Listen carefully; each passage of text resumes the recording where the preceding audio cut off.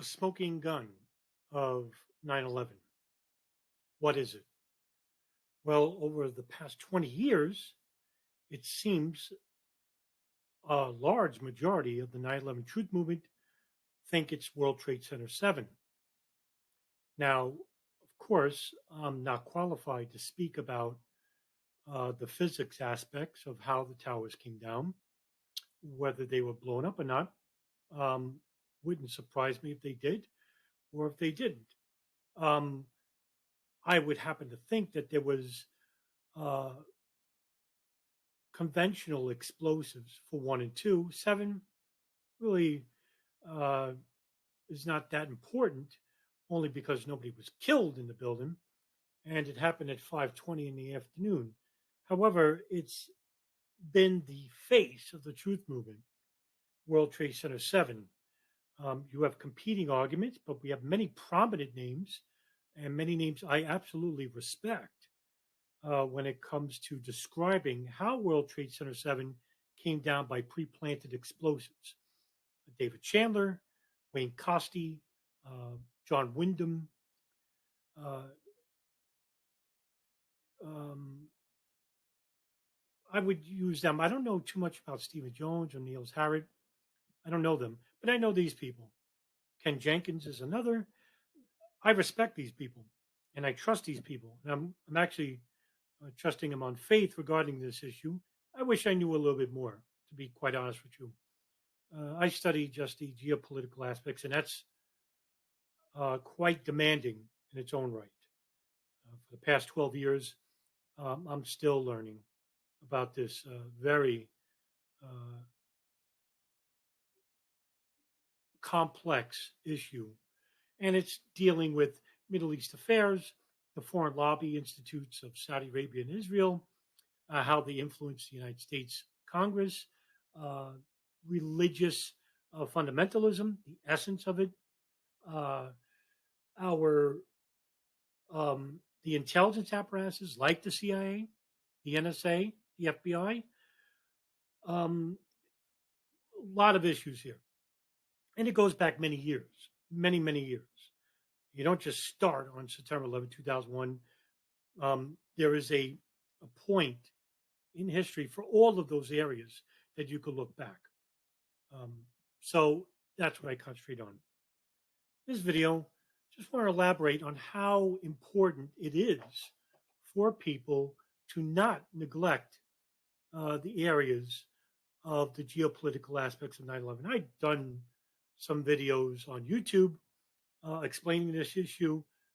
Those videos are still up, and if you want to learn about um, our relationship, CIA relationship with Saudi Arabia, with Israel, um, Israeli and Saudi intelligence, how they were summarily involved with the events of September 11, 2001, please go to the playlist.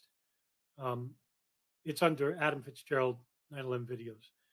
Uh, in this video, I just want, which I'm just going to make for uh, right now, is concentrating on uh, an issue that is underrepresented by the truth movement and even by people outside the movement that have no idea. And that's the intelligence agencies. Now, unlike what happened at the World Trade Center, we actually can point to suspects. Now, in terms of complicity, no. In terms of foreknowledge, can make a great argument. Um, we do know that some of the suspects that testified in the 9/11 Commission in the Joint House inquiry basically lied. So we have that too to work with. And that's our in regarding holding people accountable. Now, World Trade Center 1, 2, and 7. Let's take argument. It came down by controlled demolition. Who put the explosives there? That is the only thing missing regarding the arguments for suspects. Now, you want to say it was the art student ring that was working on the, I think, 83rd floor of the North Tower. And a lot of people in the truth movement mistake them for Israelis Well, the name of that group was Gelatin B, and they were an Austrian based group. They weren't Israeli. And they took pictures of them working in that building. It was a very weird, unconventional show. Um, Believe me, if these were people setting up bombs in the building, they wouldn't have their picture taken. It's in a book, actually, on Amazon. It's for sale. I think there's like two left, and they're like $800 each. It's a big, massive book. If I had the money, I would actually buy one, but it's too expensive. Um, so the and incidentally, the art student ring, the Israeli art student ring, was actually much bigger than that group. The art student ring is actually 200 people that were arrested uh, throughout the United States, and they were actually monitoring the domestic agencies like the FBI, the DEA, some congressional officials, and it was a big, massive ring. Very few people covered it. Um, in fact, Chris Cameron of Fox News did an expose about the Amdocs investigation, and some reports about this ring was mentioned in it. There's a great memo which is also underreported by the Truth Movement, and that's called the Gerald Shea memo. Gerald Shea is a former lawyer out of Chicago who did his own independent investigation into these intelligence rings, Israeli intelligence rings that were in Florida, New York, Texas, Oklahoma, um, Chicago, California. And he presented that to the 9/11 Commission and the Joint House Inquiry, and they basically ignored it. And I'll try and link it in the Facebook description on the bottom because right now on YouTube I'm suspended for 7 days. I think my last day of suspension is tomorrow because I posted a pro and con video about coronavirus vaccine passports. I didn't say anything that was the least bit conspiracy related. I didn't tell people not to take the vaccine or to deny the passport. I just gave a pro and con opinionated video and got suspended for it. Now, let's get back to the issue of the intelligence apparatuses. Alex Station, the Bin Laden issue station, which was a virtual um, reality station that involved numerous intelligence agencies. Um, it was a unit of the Central Intelligence Agency dedicated to monitoring Osama bin Laden and Al Qaeda. Because at that time, in 1996 to 2005, this unit stood for 10 years, was dedicated to tracking just bin Laden and his group because in 1996, bin Laden returned from the Sudan to Afghanistan, and that's when he made his first fatwa against the United States, but it was against its military in Saudi Arabia. It's a joint venture at the bin Laden issue station. So what I mean by that is that you had CIA officials, FBI officials um, working together, even though the CIA didn't like the FBI, because the agents that were working at the bin Laden issue station, like Mark Rossini, Ed Getz, Doug Miller, um, were assigned to the station. And they were assigned by John O'Neill, head of the New York City Counterterrorism Unit, the I-49 unit. And John O'Neill was a very aggressive, voracious, and intelligent, and probably the best counterintelligence official officer in the world at the time. And this is before Al Qaeda even did any terrorist attacks. So he was very dominant and astute. And a lot of people, especially in the CIA, where they're very egocentric and also dealing with a different type of personality, a psychopathy almost. So they basically didn't get along. The person to head the bin Laden issue station was Michael Shorter. Michael Shorter, in his own right, was a fantastic official regarding his experience, and he spoke Arabic, in his experience with terrorism, religious fundamentalist groups in the pan-Arab Islamic world. His experience was so invaluable that he created a small group that were basically mostly women, like Alfreda Ann Bukowski, Michelle Ann Casey, Jennifer Matthews. Those three would go on to have phenomenal careers, even though Jennifer Matthews was assassinated by a martyrdom operative in which she was going to meet. I believe it was in Afghanistan, where he blew himself up and killed, I think, 5 CIA agents, one of them being Jennifer Matthews. Nevertheless, this group was called the Manson family because they were so loyal to Scheuer, and it was very surreal. The Bin Laden issue station was in a very secluded area of the in the Maryland office, so it basically had this door, this gray door, and it was a part of the counterterrorism extremist branch. So Scheuer would allow Alfreda Ann Bukowski to recruit new members into this group, and they had a dedicated about approximately 60 individuals over the time. But in 1996, 97, wasn't that many. And so the word got out that here was the CIA who had their own operation in monitoring bin Laden. Now, I want to talk about another agency that was monitoring bin Laden through the use of signals intelligence, and that is the NSA. And they had their own separate, they had their own separate line outside the CIA. Now, the CIA was also monitoring bin Laden even during the Afghan invasion. He was a young Saudi multimillionaire. His father owned the bin Laden Group, which was the largest construction group in Saudi Arabia, very influential. And so he was one of the co-chair committee members, and he was beyond rich. He didn't have to engage himself in Afghanistan during the war, but he did, and that's what gave him respect. In 1992, the NSA had tapped the satellite phone that was given to bin Laden by one Ziad Khalil.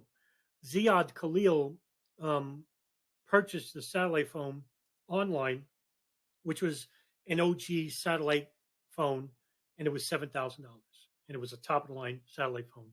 Now, Ziad Khalil was already followed by the FBI for a separate issue. It was a separate ongoing investigation into Ziad Khalil. And that phone was given to another individual by the name of Khalid al-Fawaz. So Ziad Khalil mailed the phone to Khalid al-Fawaz, who was in 1992 visiting the United States in the state of Missouri. Khalil then went back to Tora Bora, Afghanistan, and gave the phone to bin Laden. And in 1992 to 1998, NSA begun listening to every single phone call that was incoming and receiving for 6 straight years. According to the NSA, there was over 200 calls placed to a Yemen home owned by an Afghan the individual was Ahmed al-Haram, who had met bin Laden in Afghanistan during the Soviet invasion of Afghanistan in 1979. 100 calls were each placed to Iran and the Sudan.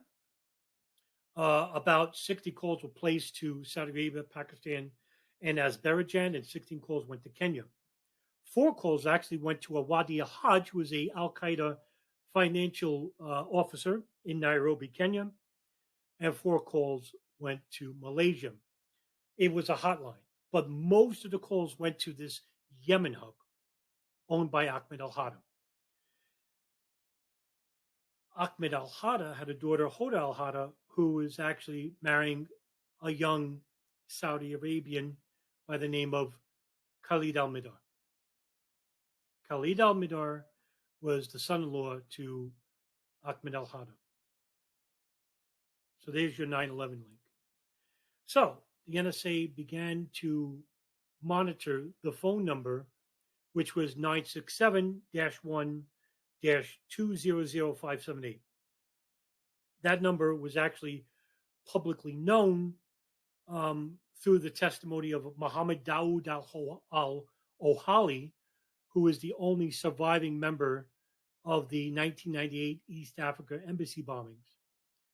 He was arrested by the FBI, and John Anticev went to visit him, and that number was given to him. But however, the NSA already had this number in 1996, but they didn't give it to the FBI or the CIA. So you'll see this interagency refusal to share pertinent information. Now, the CIA knew about the NSA monitoring this Yemen hub. Michael Scheuer decided to open an investigation into the Ahmed al-Hada home in Yemen, and they became the lead agency between the two. However, even though that they had a tap inside the phone, they had a bug inside the phone and inside the house, they couldn't listen to the calls being received because they didn't have a tap in the line. Michael Scheuer, the deputy chief of Alex Station, the Bin Laden issue station, Alex Station, named after his son, his name is Alex, goes to Barbara McNamara, who's the deputy director of the NSA. He gets into an argument with her, and she wins out. They're not sharing that data with him. So, who knows for 10 years what the CIA was listening to when people were visiting a house or when the calls were being made from the house. Metadata galore. The NSA, even much more metadata. CIA had signals intelligence, but they had human intelligence as well. The NSA doesn't deal with human intelligence, just signals intelligence. Can you imagine the amount of phone calls that were made from 1996 to 2005? That's 10 years, just like CIA, 10 years. I'm sorry, the CIA began monitoring the house in 98 to 2005. The NSA in 1996, earlier. So 10 years worth of data. So it's no surprise when ex-NSA crypto linguist legend William Binney and former NSA analyst and officer Thomas Drake, who comes out later and says that the NSA, with the data that they had amassed, could have prevented 9/11. The thing is, how do we get that data from the NSA and the CIA? Because I'm pretty sure it's protected, classified, because we still have the Guantanamo Bay trials still ahead of us. Why are we talking about this? And so after 9/11,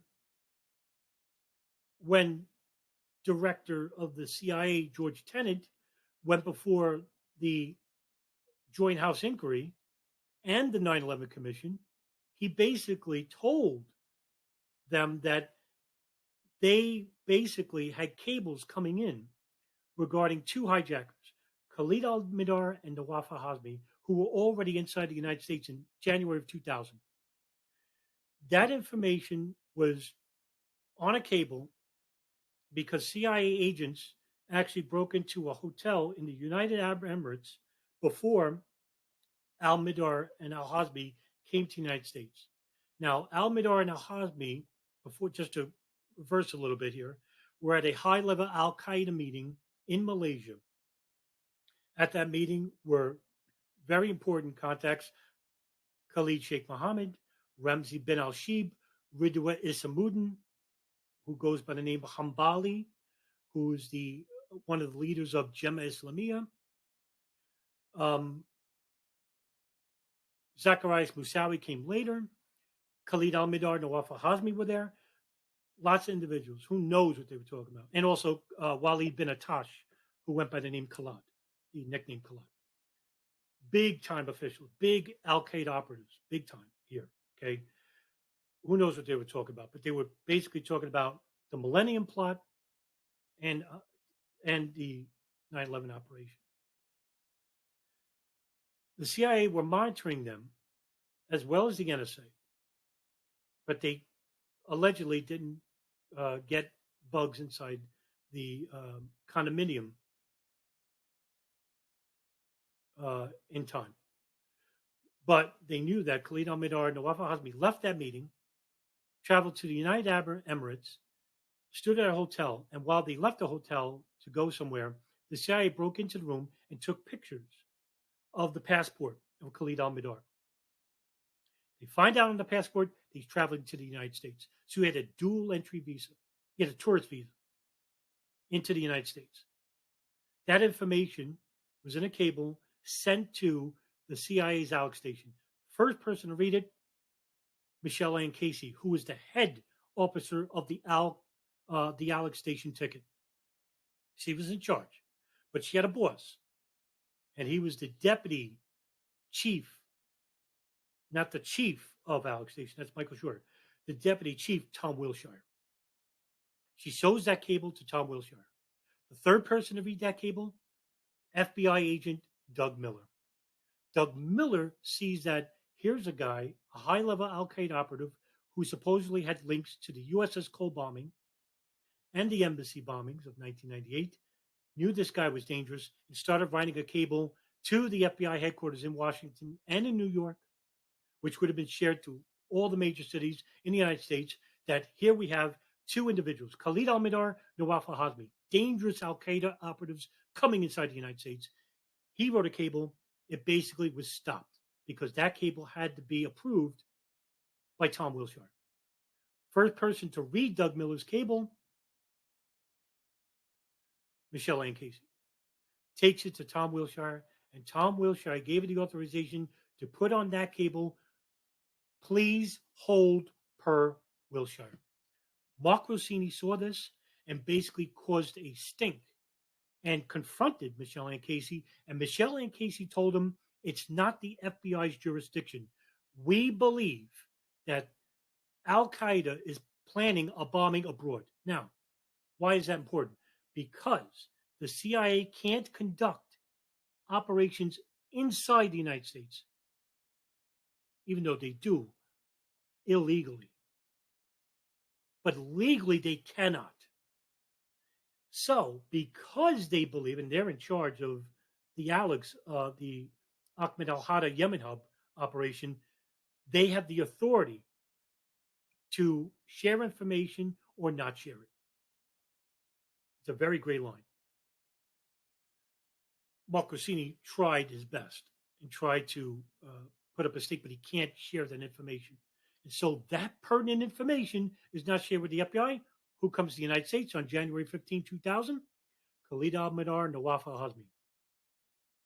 They automatically met with Saudi GID, General Intelligence Directorate operatives, Omar al-Bayoumi, who basically pays their first 2 months' rent into an apartment,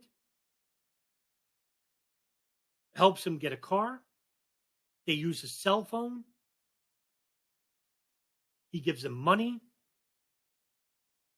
Osam Basnan basically was receiving money through his wife, Mawida Dawijak, who was getting money from Haifa bin Faisal in Riyadh while she was visiting Washington, D.C. with her husband, former U.S. Saudi ambassador Bandar bin Sultan, through Riggs Bank. So that money from Bandar bin Sultan's account went to his wife, went to the wife of Osama Basnan, who then gave it to Osama Basnan, and Basnan gave it to Khalid al-Mihdhar and Nawaf al-Hazmi over a course of 17 months. Varying payments $3,000, $4,000. Nothing that would catch the eye. It never was over $5,000 because the IRS would track it. Western Union. So that money was being funded to these two people. And later on added Hani Hanjour.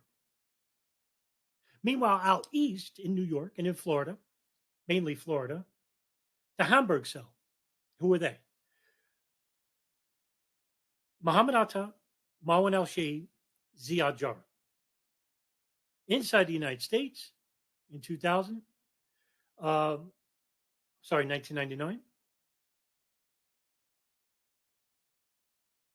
they came from Afghanistan, staying at the Tanakh Forums, where Osama bin Laden, Khalid Ayman al-Zawahiri, the co-leader of Al-Qaeda, meeting with Khalid Sheikh Mohammed, and groomed while they were in Germany, because that's where some of these people lived and went to university there. Ziad Jarrah lived there. Muhammad Atta moved from Egypt to Germany. Marwan al-Shehhi was in Germany.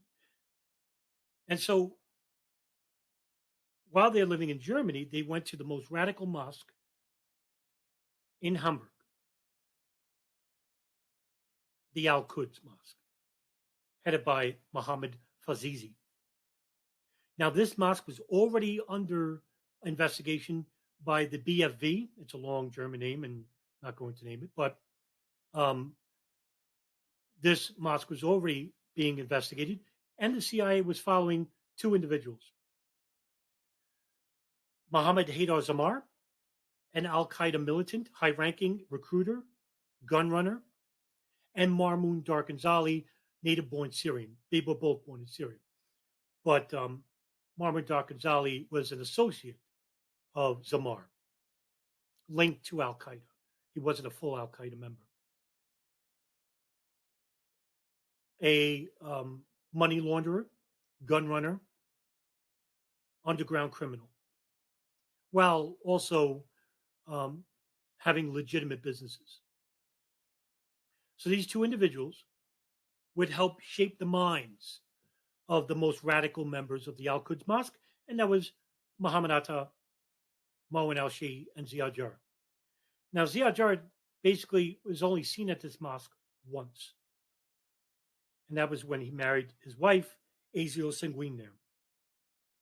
There is no other evidence connecting Ziad Jarrah to the members of the Hamburg cell, and there's more of them. Saeed Bahaji, Monique Al-Montasek, Ramzi bin al-Shib. And so Ziad Jarrah basically lived alone, separate away from the other Al-Qaeda and 9/11 suspects. He never lived with them once, lived on his own, separately. He was never a radical fundamentalist when he was growing up in Lebanon. His family were well-to-do, quite affluent in the Bekaa Valley, where he grew up, went to Christian schools, made friends with Jews and Christians, was never raised religious.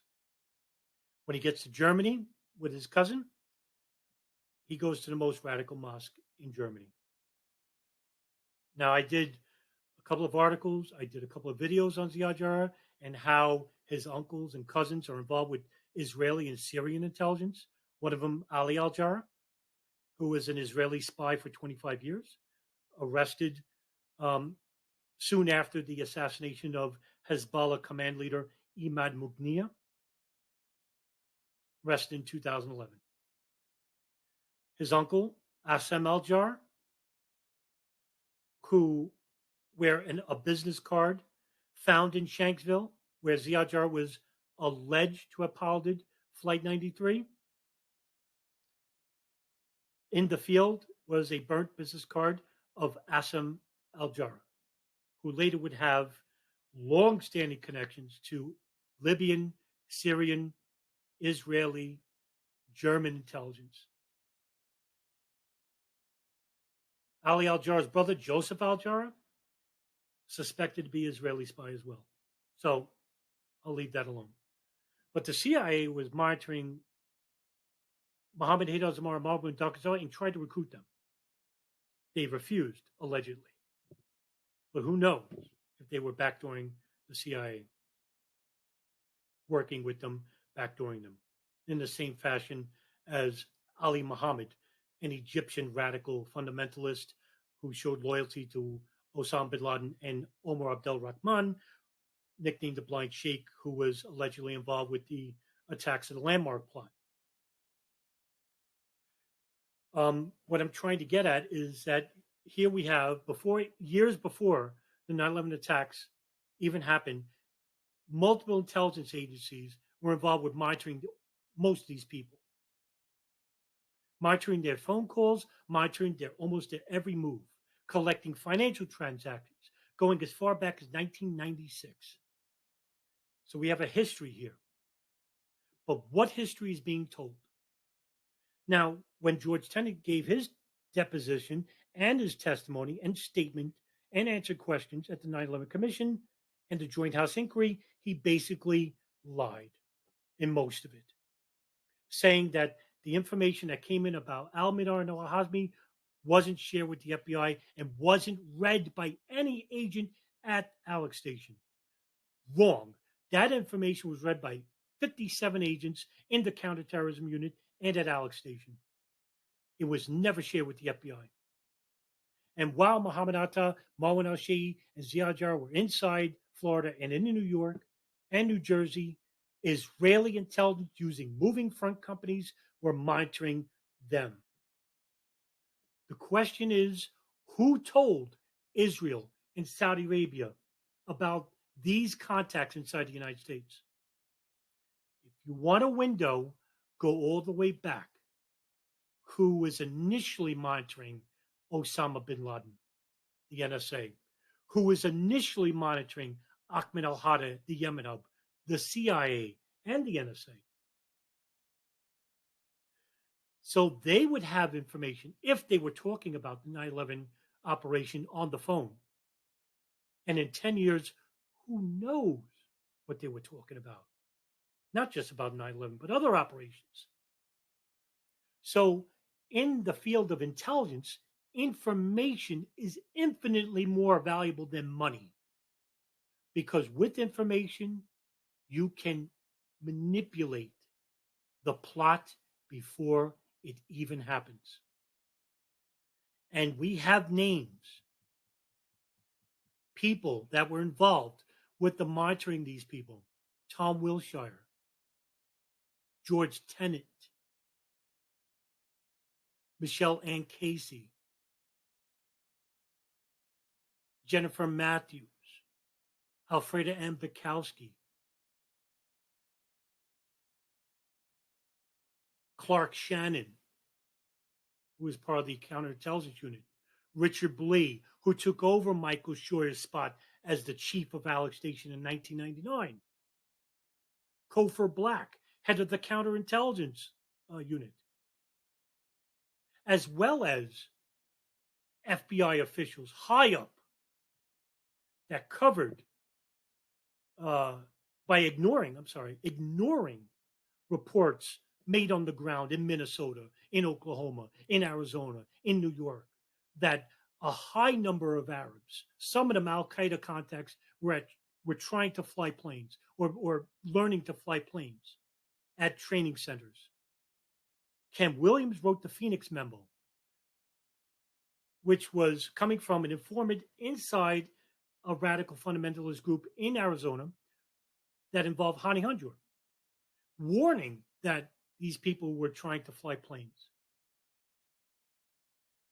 The CIA memo of August 6th, the presidential daily brief, bin Laden determined to strike inside the United States. Much of that information was vague. And Condoleezza Rice, National Security Advisor, who basically lied to the 9/11 Commission, saying that we had no idea they would use planes as weapons. They knew as far back as 1996 when Philippine investigators who arrested Abdul Hakim Murad, who was an associate to Ramzi Youssef, who was a suspect in the 1993 World Trade Center bombing, when they were planning to put bombs on 12 planes and had them all explode over the Pacific while assassinating Pope John Paul II in the Philippines and having Abdul Hakim Murad, who was a licensed pilot, and he got his license in North Carolina. He went to New York to train as a pilot. He said that he would crash the plane into CIA headquarters in Langley, Virginia. That information from the interrogation of Abdul Hakim Murad went to the FBI. The head of that investigation for the Philippine unit was Rodolfo Mendoza. That information went to the FBI, and the FBI disregarded it. So not just the NSA, not just the CIA, not just the FBI, who knew that there were Al-Qaeda operatives inside the United States and other radical fundamentalist groups, who knows how long they were here, were planning to hijack more than 4 planes. Now, we know that already because in the reports that came out days later, which were then silenced because nobody wanted to report that there were more planes involved, one of them was something myself and Nelson Martins have covered endlessly, United Airlines Flight 23, which was a hijack that was supposed to take place and failed because the plane never took off. And in the handbag luggage left by the men that were in the plane were Al-Qaeda manuals, box cutters. That wasn't a separate incident. And of course, on Nelson Martin's brilliant reporting regarding September 14th and 15th, where over 200 individuals were arrested by the FBI trying to board planes with weapons, one dressed as a pilot who is a relative of bin Laden. So yeah, more planes were going to be involved with this operation. And what I'm saying is this, in my opinion, is a smoking gun. It's also the door that we can get in by trying our best to persuade some lawyers out there, some members of the legislative branch. Now, of course, I'm going to give up on, as we go up higher, the government executive branches, because look what they gave us. 9/11 Commission, Joint House Inquiry. The FBI Pent Bomb report, it's all a failure. The information was either covered up or wasn't investigated responsibly or was omitted outright. Now, of course, I didn't mention, I'll mention this real quick, was the Defense Intelligence Agency. They also had an intelligence program. I wrote an article about it. It's one of my longest articles, and it's called Able Danger. It was a very, very covert operation that involved 6 people, one of them being, of course, came out with a book named Operation Dark Heart, Lieutenant Colonel Anthony Schaefer. And this was a data collecting group, online data collecting information that was available on the public record about terrorist groups inside the United States. And they found 2 cells. One was the Brooklyn cell, led by Omar Abdel Rahman. The second cell was Muhammad Atta.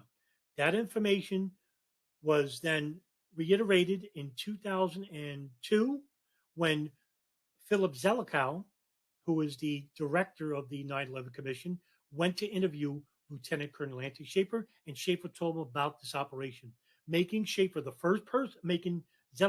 first person to know about this covert operation outside of the unit itself. What did the United States Army do? And the Pentagon? They took away his security clearance and blackballed Lieutenant Colonel Anthony Schaefer because they didn't want the truth to come out that the United States government, led by its intelligence agencies, knew about these individuals inside the country many years prior to September 11, 2001. We can name names, whereas those in the truth community about World Trade Center 1, 2, and 7 cannot. I'm not saying their arguments are wrong about physics. I'm leaning toward that they're right, that the World Trade Centers came down, I think 1 and 2 especially, had some convenient explosives that were either near the core or at the basement levels, compromising the building. But I'm not qualified to speak on that. David Chandler, Wayne Costi, Ken Jenkins, John Wyndham, those people could clearly speak on it. I cannot. So my opinions mean nothing in this area. What I'm saying is they don't have a suspect yet. Maybe later they will. But right now, the smoking gun is where we can name names. The intelligence units. We even have names for the Israeli Mossad front companies. Dominic Suter, who was the manager of Urban Moving System, was a Mossad front company. Sivan Kurzberg, Paul Kurzberg, Oded Elner, Omar Mamary, Yaron Shmuel, and the other two that are basically ignored by the truth movement, Roy Barak and Modi Butbul, who were arrested in Pennsylvania on September 11th and September 12th, taking the same freeway as nearby Shanksville. Osam Basnan, Omar al-Bayoumi, who were friends with Fahad al-Fumeri, who was an imam at the King Fahd Mosque in Los Angeles, who met with Khalid al-Mihdhar Nawaf Azmi and basically lied to the 9/11 Commission when they interviewed him, found him to be deceptive. This is the route to go with. And it pains me that 20 years later, this is all ignored, basically on a general in the truth movement. And I hate to see it.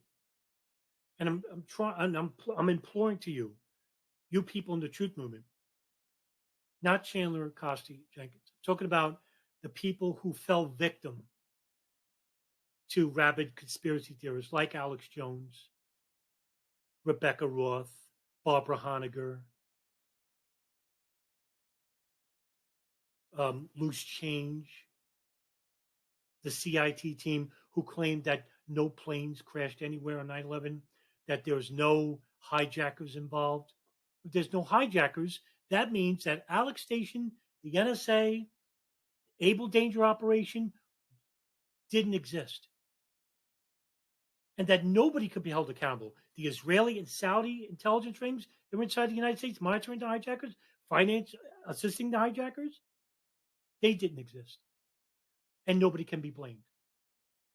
So I'm going to end the video as here. I went over 40 minutes. I tried my best here to not ramble as much and to try and bring up the most important aspect of 9/11. It's with the geopolitical aspect, especially through the intelligence arena. Because we do have suspects and we do have names that we can hold accountable, but we need important people to help us with this. If there's any lawyer out there, if there's any former intelligence official that wants to come out, Mark Rossini did. He tried his best, but he's blackballed. Doug Miller. These are heroes. Susan Lindauer. These are heroes. They came out, spoke about it, and they got blackballed and ignored. So I'm going to end the video on that, and have a good evening.